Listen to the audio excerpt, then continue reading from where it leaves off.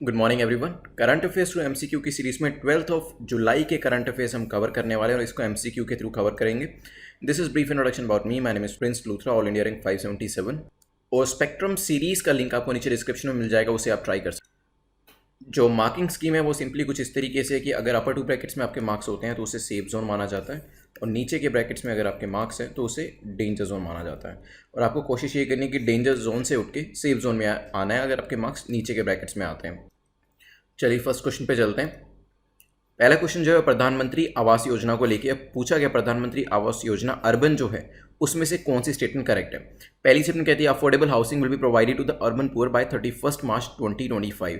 तो affordable housing जो है वो अर्बन पुअर को प्रोवाइड करी जाएगी 31 मार्च 2025 तक। हो सकता है इस पर्टिकुलर स्कीम के अंदर all statutory towns as per census 2011 and towns notified subsequently would be eligible for coverage under the mission. जितने भी स्टैट्यूटरी टाउन्स जो कि 2011 के सेंसस के हिसाब से हैं एंड टाउन्स जो नोटिफाई किए गए फर्दर, वो एलिजिबल होंगे इस मिशन के अंदर। हो सकता है the mission promotes women empowerment by providing ownership of houses in the name of female members और जॉइंट नेम।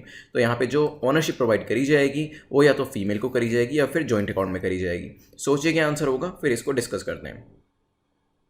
चलिए, तो प्रधानमंत्री आवास योजना अर्बन के अंदर जो अफोर्डेबल हाउसिंग है वो तो नाम से ही पता चल रहा है वो प्रोवाइड करी जाएगी अर्बन पुअर को, but that is to be provided by 31 March 2022। तो 2022 तक इसे प्रोवाइड करना है, 25 तक नहीं। तो पहली स्टेटमेंट आपकी इनकरेक्ट हो जाती है, तो तीनों ही ऑप्शन आपके यहाँ पे एलिमिनेट हो जाएंगे। एलिमिनेशन मेथड को जरूर यूज करिएगा। इस वजह से सेकंड थर्ड स्टेटमेंट ठीक हो जाएगी। मतलब 2011 के सेंसस के हिसाब से जो टाउन्स हैं एंड सब्सीक्वेंट टाउन्स जो नोटिफाई किए गए हैं वो इस मिशन के अंदर लिए जाएंगे। तो सेकंड स्टेटमेंट आपकी बिल्कुल ठीक है। मिशन प्रमोट करता है वीमेन एम्पावरमेंट, बिल्कुल ठीक है। और ownership of the houses provide करता है फीमेल के नाम पर या फिर जॉइंट अकाउंट पे। तो हमारा ये आंसर हो जाएगा डी। इसके अलावा कोविड की वजह से माइग्रेंट्स जो हैं उनकी संख्या काफ़ी बड़ी है। यहाँ पे 3 लाख अर्बन माइग्रेंट्स को इस स्कीम के अंदर अफोर्डेबल रेंटल हाउसिंग प्रोवाइड करने की भी बात करी गई है रिसेंटली न्यूज़ में। चलते हैं नेक्स्ट क्वेश्चन के ऊपर, which is concerning fugitive economic offenders act 2018। पूछा गया कि कौन कौन से ऑफेंसेस जो हैं वो इस पर्टिकुलर एक्ट के अंदर इंक्लूड होते हैं। रिसेंटली हुआ क्या है, अराउंड 329 करोड़ की जो एसेट है उसे कॉन्फिस्केट किया गया है। किस चीज़ के लिए? क्योंकि नीरव मोदी ने जो पीएनबी में फ्रॉड किया था, तो यहाँ पे रियलाइजेशन किया जा रहा है उसकी एसेट का।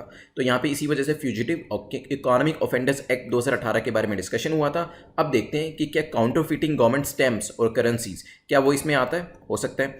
चेक डिसऑनर क्या फ्यूजिटिव इकोनॉमिक ऑफेंडर्स एक्ट में आता है? ये भी हो सकता है। What about money laundering and transaction defrauding creditors? सोचिए क्या आंसर होगा, फिर डिस्कस करते हैं।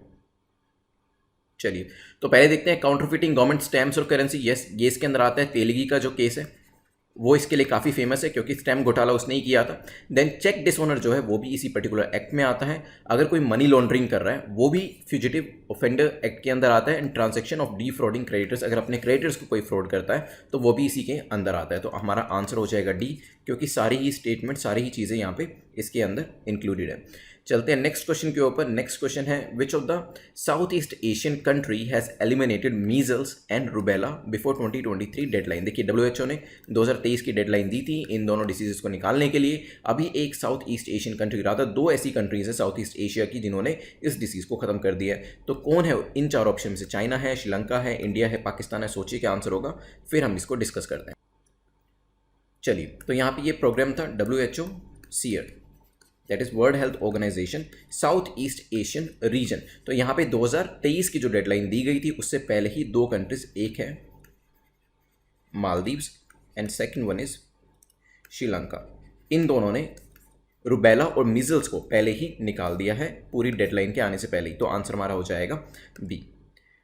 इसके अलावा हम लोग कब मानते हैं कि ये पर्टिकुलर जो डिसीज है, चाहे वो मीजल हो, रुबेला हो, वो एलिमिनेट हो चुकी है? तो अगर पिछले 3 सालों में कोई भी ट्रांसमिशन का केस जो है वो नहीं हुआ है, कोई भी ट्रांसमिशन नहीं हुआ है अगर डिसीज़ का, तो हम ये मान लेते हैं कि वो एलिमिनेट हो चुका है। और अगर यहाँ पे बात करी जाए मालदीव्स के अंदर, जो लास्ट यहाँ पे एंडेमिक केस निकला था मीजल्स के अंदर वो 2009 में निकला था और रुबेला का 2015 में निकला था। सिमिलरली श्रीलंका के अंदर जो रुबेला का केस था वो लास्ट 2017 में निकला था और मीजल का जो केस था लास्ट 2016 में निकला था, तो यहाँ पे 2020 हो गया अभी, तो 3 साल कंप्लीट हो गए, इसी वजह से श्रीलंका का नाम जो है वो इंक्लूड किया गया।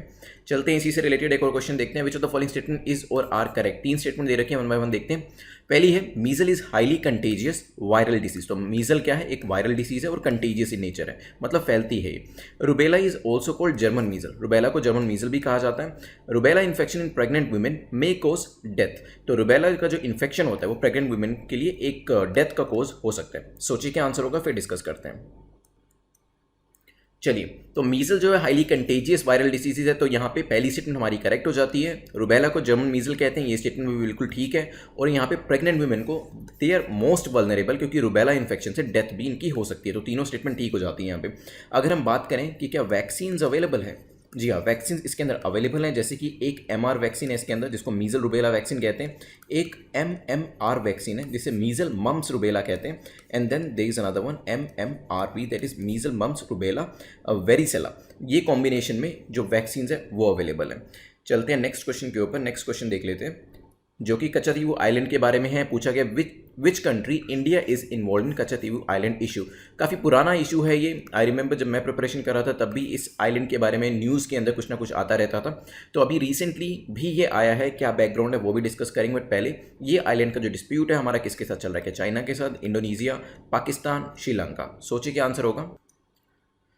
चलिए, तो आंसर हमारा है Sri Lanka, D is the correct answer. लेकिन इशू क्या है वो हम देख लेते हैं। अभी रिसेंटली श्रीलंका के जाफना रीजन के यहाँ पर ये पाया गया कि काफ़ी सारे इंडियन फिशरमैन जो है यहाँ पर फिशिंग करने आ रहे हैं। ये होता है टाइम टू टाइम, ऐसी चीज़ें होती रहती हैं क्योंकि यहाँ पे कोई बाउंड्रीज तो है नहीं, तो जब फिशरमैन निकलते हैं चाहे वो श्रीलंका के हों, वो इंडियन साइड आ जाते हैं, इंडियन फिशरमैन श्रीलंकन साइड चले जाते हैं और यहाँ की जो नेवीज होती हैं वो इनको पकड़ लेती है और फिर जेल में डाल देती है। तो इस तरीके के इशूज़ जो हैं वो दोनों के बीच में, दोनों कंट्रीज़ के बीच में होते रहते हैं। और भी रिसेंटली इसी तरीके का जो इशू है वो एमर्ज हुआ है। Fisherman along the northern coast of Jaffna peninsula, उनकी जो नेट्स थी वो लाखों रुपीज़ की यहाँ पर लॉस हो गई।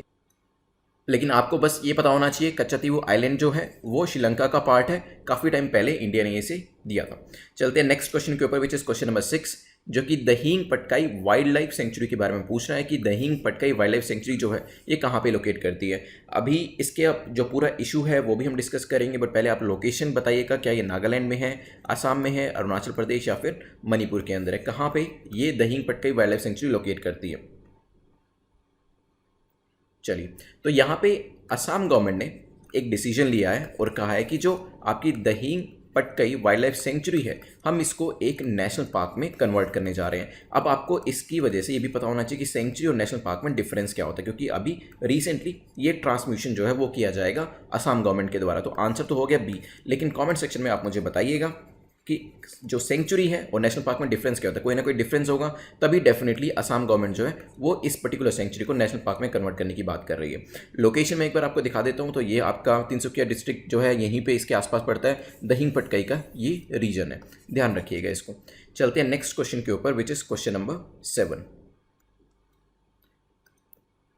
क्वेश्चन नंबर 7 जो है वो असीम पोर्टल के बारे में पूछा गया, which of the following ministry has launched ASEEM portal. तो असीम पोर्टल को कौन सी मिनिस्ट्री लॉन्च कर रही है क्या ये पोर्टल, ये भी देखेंगे, इसकी फुल फॉर्म देखेंगे। बट पहले क्या इसे मिनिस्ट्री ऑफ एग्रीकल्चर ने लॉन्च किया है, ministry of skill development and entrepreneurship ने लॉन्च किया है, मिनिस्ट्री ऑफ कॉमर्स ने लॉन्च किया है या मिनिस्ट्री ऑफ यूथ ने। सोचिए क्या आंसर होगा, फिर डिस्कस करते हैं। चलिए, तो आंसर हमारा है यहाँ पे B, ministry of skill development entrepreneurship ने लॉन्च किया है असीम पोर्टल। असीम की फुल फॉर्म क्या है, आत्मनिर्भर skilled employee employer mapping portal. इससे क्या होगा, ये बेसिकली हेल्प करेगा स्किल्ड पीपल को ताकि वो सस्टेनेबल लाइवलीहुड अपॉर्चुनिटीज़ जो हैं वो पा सके। तो यहाँ पे बताया गया है कि एक पोर्टल है जिसमें एम्प्लॉई एम्प्लॉयर मैपिंग होगी, मतलब एम्प्लॉइज़ जो है वो अपने एक रिस्पेक्टिव एम्प्लॉयर को ढूंढ पाएंगे और एम्प्लॉयर जो है वो करेक्ट एम्प्लॉई को, तो right person at the right job जो है वो ये पोर्टल जो है प्रोवाइड करेगा। So B is the correct answer, ध्यान रखिएगा। चलते हैं नेक्स्ट क्वेश्चन के ऊपर। Next question is concerning cycles for change, which of the following statement is और are correct about India's cycle for change challenge. तो इस चैलेंज के बारे में 3 स्टेटमेंट्स दी गई हैं, आपको बताना है कौन सा करेक्ट है। पहला, it is started by smart cities mission. तो साइकिल्स फॉर चेंज जो है स्मार्ट सिटी मिशन ने स्टार्ट किया है। Kolkata is proposed dedicated cycle corridor by reclaiming parking spaces. तो कोलकाता ने ये प्रपोज किया है कि जो पार्किंग के स्पेसेस हैं यहाँ पे 2 व्हीलर्स 4 व्हीलर्स पार्क करे जाते हैं, उस स्पेस को लेके हम एक डेडिकेटेड साइकिल कॉरिडोर बना दें। A recent survey by ITDP India program shows that cycling would increase by 50 to 65% as cities come out of lockdown. तो लॉकडाउन के बाद ये एक्सपेक्ट किया जा रहा है कि 50 से 65% तक जो साइकिलिंग है वो इंक्रीज हो जाएगी। सोचिए क्या आंसर होगा, फिर डिस्कस करते हैं। चलिए, तो यहाँ पे ये जो फैक्ट्स है ना, ये प्रीलिम्स से ज़्यादा मेंस के लिए इंपॉर्टेंट है। इनको आप मेंस में लिख सकते हैं। तो ये इंडिया साइकिल फॉर चैलेंज, अगर आपसे स्मार्ट सिटीज़ के बारे में क्वेश्चन पूछा जाता है तो वहाँ पे इस पर्टिकुलर मिशन के बारे में, इस पर्टिकुलर चैलेंज के बारे में आप मेंशन कर सकते हैं, जिसे स्मार्ट सिटी मिशन के अंदर स्टार्ट किया गया है। कोलकाता का जो प्रपोजल है वो भी बिल्कुल करेक्ट है, क्योंकि इन्होंने कहा है कि पार्किंग स्पेस को हम कुछ इस तरीके से यूज़ करेंगे ताकि डेडिकेटेड साइकिल कॉरिडोर्स को बनाया जा सके, लोग ज़्यादा से ज़्यादा उसको यूज़ करें। क्योंकि अगर जो साइकिल कॉरिडोर है वो बना देंगे तो जो साइकिलिस्ट हैं, ऑलरेडी एंथुजियास्ट साइकिलिस्ट हैं, वो तो उस पर जाएंगे और उनको देख के एक एग्जाम्पल सेट होगा और बाकी के लोग भी उस कॉरिडोर को यूज़ करने की कोशिश करेंगे। तीसरा कि क्या 50 से 65% ये चीज़ जो एक्सपेक्ट करी जा रही है लॉकडाउन के बाद इंक्रीज होगी साइकिलिंग, तो ये स्टेटमेंट भी आपकी बिल्कुल ठीक है। और वैसे भी अभी काफ़ी सारी साइकिल शेयरिंग जो सर्विसेज हैं वो सिटीज़ के अंदर तो एटलीस्ट जो है स्टार्ट हो चुकी है। जैसे दिल्ली में आप देख सकते हैं, बेंगलोर में देख सकते हैं। तो आंसर हमारा यहाँ पे हो जाएगा सी इज़ द करेक्ट आंसर। चलते हैं 9th क्वेश्चन के ऊपर आज के, जो कि पूछ रहा है समाधान से विकास के बारे में। विच of the following state has come up with समाधान से विकास। एक पर्टिकुलर जो इनिशिएटिव है कौन से स्टेट ने स्टार्ट किया है, इनिशिएटिव क्या है वो भी बताऊंगा। एक हिंट दे देता हूँ, सेंट्रल गवर्नमेंट ने विवाद से विश्वास स्कीम जो थी स्टार्ट करी थी, उसी के मॉडल के ऊपर ये समाधान से विकास बनाया गया है। क्या ये हरियाणा ने स्टार्ट किया है, केरला ने, मध्य प्रदेश ने, गोवा ने? तो इन चारों में से किसने किया? सोचिए क्या आंसर होगा।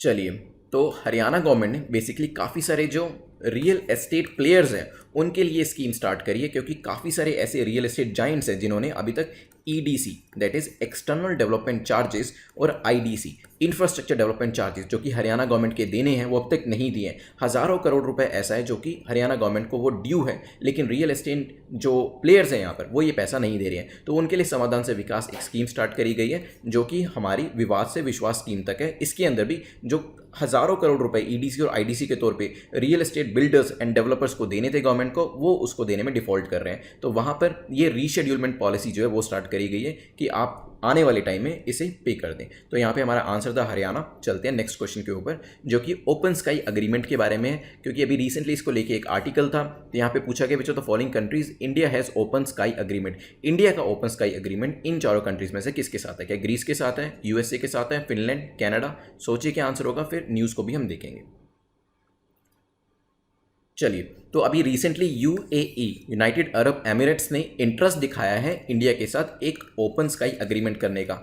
As per national civil aviation policy जो 2016 की है, ये अलाउ करती है गवर्नमेंट को कि वो open sky air services agreements के अंदर इन्वॉल्व कर सकते हैं अपने आप को वेरियस कंट्रीज के साथ। जैसे कि सार्क के जो रीजन है, सार्क के जो नेशंस है, उनके साथ हम अपने आप को इन्वॉल्व कर सकते हैं, as well as the countries जो कि 5000 किलोमीटर दूर है हमसे रेडियस के अंदर।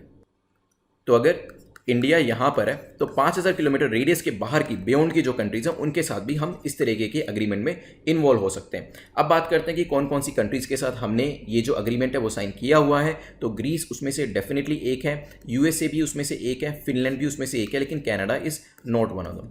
तो यहाँ पे 3 कंट्रीज तो मैंने आपको बता दी। इसके अलावा जमैका और जापान, ये 2 कंट्रीज़ के साथ भी हमने ओपन स्काई एग्रीमेंट किया हुआ है। आंसर हमारा हो जाएगा ए। बेसिकली ओपन स्काई एग्रीमेंट में जो नंबर ऑफ फ्लाइट्स हैं वो ज़्यादा एक दूसरे के देशों के साथ ट्रैवल करना शुरू कर देती हैं, वेरियस सिटीज़ के अंदर ट्रैवल करना शुरू कर देती हैं, और काफ़ी ज़्यादा जो इसके अंदर लीनियंसी हो जाती है। तो यहाँ पे हमारा आंसर हो जाएगा ए, ओपन स्काई अग्रीमेंट को लेके। इसका बैकग्राउंड जो न्यूज़ में था वो भी मैंने आपको बता दिया। UAE जो है वो इंटरेस्टेड है इंडिया के साथ ओपन स्काई एग्रीमेंट करने के लिए। 10 क्वेश्चन हमारे कंप्लीट हो गए हैं। अब हम विद इन 2 मिनट्स में से रिवाइज करेंगे। रिविजन को मिस नहीं करना है यहाँ पे आपको। तो चलिए, सबसे पहले हमने देखा था प्रधानमंत्री आवास योजना के बारे में। 2022 तक अफोर्डेबल हाउसेज जो हैं वो प्रोवाइड करने हैं अर्बन पुअर को। अभी माइग्रेंट्स जो हैं काफ़ी सारे आए हैं, 3 लाख अर्बन माइग्रेंट्स के लिए अफोर्डेबल रेंटल हाउसिंग बनाने के लिए बात करी गई है। सेंसस 2011 के हिसाब से जो स्टैट्यूटरी टाउन्स हैं या फिर उसके बाद जो टाउन्स नोटिफाई किए गए हैं वो इस मिशन में इंक्लूड करे जाएंगे, और जो हाउस है वो या तो फीमेल मेंबर के नाम पर किया जाएगा या जॉइंट नाम पर किया जाएगा, और ऐसा वुमेन एम्पावरमेंट के लिए किया जा रहा है। इसके बाद हमने देखा था फ्यूजिटिव इकोनॉमिक ऑफेंडर एक्ट अभी 300 करोड़ के आसपास की जो एसेट्स है नीरव मोदी की उसको अटैच किया गया है और इसके अंदर हमने देखा था कि वेरियस एक्टिविटीज इन्वॉल्व होती है, काउंटरफिटिंग गवर्नमेंट स्टैम्प जैसे तेलगी ने किया था, चेक डिसऑनर हो, मनी लॉन्ड्रिंग हो या फिर अपने क्रेडिटर्स का आप पैसा नहीं दे रहे हैं, फ्रॉड कर रहे हैं, ये सभी चीज़ें फ्यूजिटिव इकोनॉमिक ऑफेंडर एक्ट 2018 के अंदर आती है। फिर हमने देखा था रुबेला और मीजल्स के बारे में, श्रीलंका जो है अभी रिसेंटली इसे निकल के आया है और 2023 का जो टारगेट था उससे पहले ही 2020 को अचीव कर लिया। मालदीव ने भी अपना टारगेट जो है ऑलरेडी टाइम से पहले अचीव कर लिया है। फिर हमने देखा था मीजल्स के बारे में, कंटेजियस वायरल डिसीज है, रुबेला जो है उसे जर्मन मीजल कहा जाता है और प्रेग्नेंट वीमेन के लिए ये काफ़ी प्रॉब्लमैटिक है और डेथ भी हो सकती है इसके अंदर। फिर हमने वेरियस यहाँ पे जो वैक्सीन थी, जो MR हो, MMR हो, MMRV हो, उसके बारे में भी देखा था। देन कचतीयू आइलैंड के बारे में देखा था। श्रीलंका के साथ हमारा ये आइलैंड बेसिकली श्रीलंका का ही आइलैंड है, लेकिन न्यूज़ में इस वजह से था बिकॉज यहाँ पे जो फिशरमैन हमारे हैं वो उनकी टेरिटरी में जा जाते हैं, उनके जो फिशरमैन है वो हमारी टेरिटरी में आ जाते हैं और नेवी इसको एक्शन लेना पड़ता है यहाँ पर। देन हमने देखा था दहींग पटकाई वाइल्ड लाइफ सेंचुरी के बारे में, असम में लोकेट करती है, लोकेशन मैंने आपको बताई थी। अभी रिसेंटली एक डिसीजन लिया गया कि इसे सेंचुरी से नेशनल पार्क बनाया जाएगा। कमेंट में मुझे बताइएगा दोनों के बीच का डिफरेंस। लोकेशन मैंने आपको दिखा दी यहाँ पर। असीम पोर्टल के बारे में हमने डिस्कस किया था, ministry of skill development entrepreneurship ने स्टार्ट किया है। एम्प्लॉयर एम्प्लॉइज को मैप करेगा, उन दोनों को पास में लेके आएगा ताकि right person should work in the right place. इसके बाद हमने डिस्कशन किया था क्वेश्चन नंबर 9 का, India cycle for change challenge. ऐसा एक्सपेक्ट किया जा रहा है कि लॉकडाउन के बाद 50 से 65% लोग जो है वो ज़्यादा यूज़ करेंगे। कोलकाता ने तो एक सेपरेट कॉरिडोर बनाने की भी बात करी है। वेरियस सिटीज़ के अंदर साइकिल शेयरिंग सर्विसेज जो है वो यूज़ करी जा रही है। स्मार्ट सिटी मिशन के अंदर इस चैलेंज को स्टार्ट किया गया है। मेंस के हिसाब से काफ़ी इंपॉर्टेंट आपको मैंने पॉइंट्स बता दिए। देन समाधान से विकास जो है ये हमने डिस्कस किया था। हरियाणा गवर्नमेंट का प्लान है ताकि EDC जैसे कि एक्सटर्नल डेवलपमेंट चार्जेस या इंफ्रास्ट्रक्चर डेवलपमेंट चार्जेस जो हैं, जो रियल एस्टेट जाइंट्स हैं वो इनको पे कर पाएँ आने वाले टाइम में। सेंटर के लेवल पे विवाद से विश्वास स्कीम जो थी वो स्टार्ट करी गई थी बिल्डर्स के लिए, डेवलपर्स के लिए। लास्ट में हमने देखा था ओपन स्काई एग्रीमेंट जो UAE इंडिया के साथ करना चाह रहा है, जिसमें नंबर ऑफ फ्लाइट्स जो होंगी वो इंक्रीज हो जाएंगी। इंडिया ने already Greece, Finland, USA, Japan, Jamaica के साथ ये साइन किया हुआ है। हो सकता है आगे आने वाले टाइम में UAE के साथ भी ये साइन कर लिया जाए। तो यहाँ पे हमारे 10 क्वेश्चन जो है वो कंप्लीट होते हैं। मार्क्स आपको अपने कमेंट सेक्शन में जरूर लिखने हैं। अगर अपर 2 ब्रैकेट्स में आपके मार्क्स हैं then you are in the safe zone. नीचे के ब्रैकेट्स में मार्क्स हैं तो आपको इंप्रूव करने पड़ेंगे। वीडियो को दोबारा देख सकते हैं रिवाइज करने के लिए। और सेकंड चीज़ जो और भी इंपॉर्टेंट है वो है अपनी मिस्टेक्स ज़रूर देखिएगा, ठीक है। नोट्स बना रहे हैं तो वो तो और भी अच्छा है क्योंकि नोट्स को रिवाइज करना आसान होता है, आपका टाइम भी सेव होता है यहाँ पर। आप टेलीग्राम पे मुझे अप्रोच कर सकते हैं अगर आपको कोई भी डाउट है तो। You can subscribe this channel. Bell icon को प्रेस करना आपके लिए इसलिए ज़रूरी है ताकि आपको नोटिफिकेशंस मिलते रहें। Thanks for watching this video. Have a nice